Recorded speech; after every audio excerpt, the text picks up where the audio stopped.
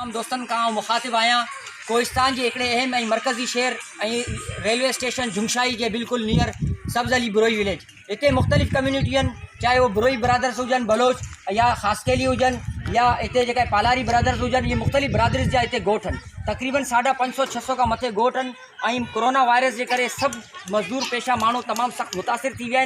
उन्हनि घर में घणे डी का जो है ॿार बुख ते वेठा परेशानी में वेठा अॼु तो असां कम्यूनिटी के मुख्तलिफ़ फोकल पर्सन मानू सां ॻाल्हायूं था तो वो पंहिंजो दाद फरियाद कीअं था बयान कनि। सर तव्हां पंहिंजो नालो भी ॿुधाईंदा ऐं पंहिंजी तकलीफ़ भी ॿुधाईंदा। सर मुझे नालो अमीर कुछ पधारी है। भगत पान रिटायर्ड सरकारी मुलाज़िम आहियां। असांजो ही जेको कोस्तानी पट्टी जेका आहे दिल्ली ठटे जी उन में न कोरोना वायरस जे अचण जे करे बेइंतहा बेरोज़गारी वधी वई आहे। हिते हथ पुरे मज़दूर माण्हू आहिनि, तगारी खणण वारा मज़दूर माण्हू को एकड़ बेकड़ को मज़दूर त माना सरकारी मुलाज़िम हूंदो हुजे, न त बाक़ी सभु ईअं वेठा आहिनि। असां वटि MNA ईंदा आहिनि, MPs ईंदा आहिनि, सिर्फ़ु असां उन्हनि खे इलेक्शन जे वक़्तु ॾिसूं था। तंहिंखां पोइ असां उनजे मोहला बिल्कुलु ईअं सिकंदा आहियूं जीअं ईद जे चंड खे ॻोल्हिजे त असां उन्हनि खे ईअं ॻोल्हियूं था। हुननि खे असांजी इन पोस्तान लाइ का दिलचस्पी कान्हे का। जेकॾहिं उन्हनि जे ऑफिसनि ताईं वञूं था त साईं जन सुठा पिया हूंदा आहिनि, मिलण लाइ तयारु कोन हूंदा आहिनि। असां ख़ासि करे सिंध जे वज़ीर आला ऐं बिलावल भुट्टो ज़रदारी गुज़ारिश करियूं त ख़ुदारा हीउ जेको असांजो ॻोठु सब्ज़ अली बुरोई हो जंहिंखे लियारी नंबर 2 चवंदा हुआ, अॼु उहे पीपल्स पार्टीअ जी जियाला कारकुन अवाजान से बुख मरनि पिया। ख़ुदारा उन्हनि ते रहम करियो। अवां त सिर्फ़ु TV ते ॻाल्हियूं करियो पिया त असीं राशन ॾियूं पिया, पर हिन वक़्त ताईं त अवां जी त लिस्ट ई तयारु कोन थियूं आहिनि। अवाम खे राशन किथां मिलंदो? लॉकडाउन जीअं पोइ तीअं वधंदो थो वञे। ख़ुदारा ज़रदारी साहब असां ते महिरबानी करियो, ग़रीब अवाम ते महिरबानी करियो। हिन कोस्तान वारनि को सब्ज़ अली बुरोई में जेके मुख़्तलिफ़ ज़ातियूं रहनि थियूं उन्हनि जी वायर करियो। उनजा नौजवान बेरोज़गार धिका खाइनि पिया। कुझु महिरबानी। ॿियो हिकिड़ो मोज़ज़ माण्हू पाण अछी दाढ़ी वारो माण्हू आहे, हुनखां हाल वठूं था त हू कहिड़ी सिचुएशन बयान थो करे। अस्सलाम वालेकुम। अर्ज़ु हीअ त मुंहिंजो ॻोठु ई जेको बि मुंहिंजी साइड आहे इन में बिल्कुलु ग़रीब तबिको रहे थो। उन्हनि ते अटे खाइण जे लाइ यानी हिकिड़ी मानी खाइण लाइ बि हुन ग़रीबनि ते कोन्हे। हू राॼ खे मिनसूं कंदा पर अॼु चलक उहो कंहिं बि माण्हू हिन जी सार संभाल कान लॻी। वधीक ख़बरूं ॻाल्हियूं मुंहिंजो भाउ सभु तव्हांखे ॿुधाए चुको अमीर बख़्श।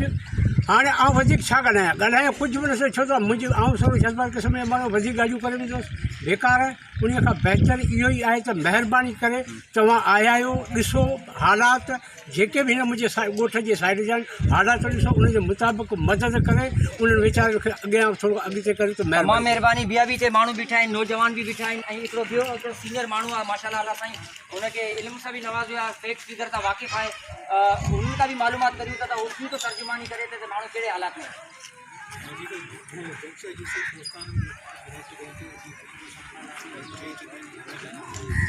कोरोना वायरस के फैलण खां पोइ असां इहो था सम्झूं त कोरोना वायरस जे अचण खां अॻु में शायदि माण्हू दुख में मरी विया। पर असां इहो ख़र्चो हिनखे घटाइण जे लाइ जेके वस वारा जेके माण्हू आहिनि, जेके MNA या सोशल कंज्यूमर जा NGOs आहिनि, उन्हनि खे असां तमाशे तौरु वठनि पंहिंजे मुस्लमान जे कुल सां मिलाए करे अची थो जेके पसंदि जेके इलाइक़ा आहिनि उनजे विज़िट कयूं ऐं ग़रीबनि जी यानी कि सार संभाल ॾियनि। छाकाणि त हिते हालतूं तमामु गंभीर आहिनि सम्झो न, ऐं उनजे कारण जे करे यानी कि असांजे जेके इलाइक़ा जेके आहिनि काफ़ी हिते हलिया पिया आहिनि, नौजवान दरपदर ज़िंदगी गुज़ारे रहिया आहिनि। घर में फाकाकशी वारो माहौल आहे सम्झो न।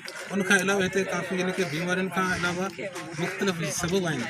बीमारी त यानी कि आहिनि पर असांखे इहो त ख़दशो थिए थो त किथे बीमारी खां अॻु में असांजा मसइला यानी कि बिल्कुलु गंभीर वञनि ऐं MP MNA से गुज़ारिश कंदुसि तूं अची करे असांजी वाह महिरबानी। बस तव्हां माण्हू जी आवाज़ ॿुधी असां समाजी माण्हू थी करे जे किथे किथे जेके मदद करियूं था, जिते असां सम्झूं था त हिते माण्हू वधीक आहिनि, असांजी पहुच कोन्हे त घटि में घटि सोशल मीडिया ते उनजी आवाज़ ज़रूरु ठही सघूं था। गुज़िरियल हफ़्ते 10 ॾींहं खां असां मुख़्तलिफ़ मखली खां वठी करे ॻोठनि बाराणे ताईं तव्हांखे माण्हू जे हालात खां असां वाक़िफ़ कयो आहे। अॼु असां पहुगा आहियूं झुंगशाई जेको कोहिस्तान जो अहम शहर आहे। इंशाअल्लाह इहो सफ़र जारी रहंदो। तव्हांजी महिरबानी।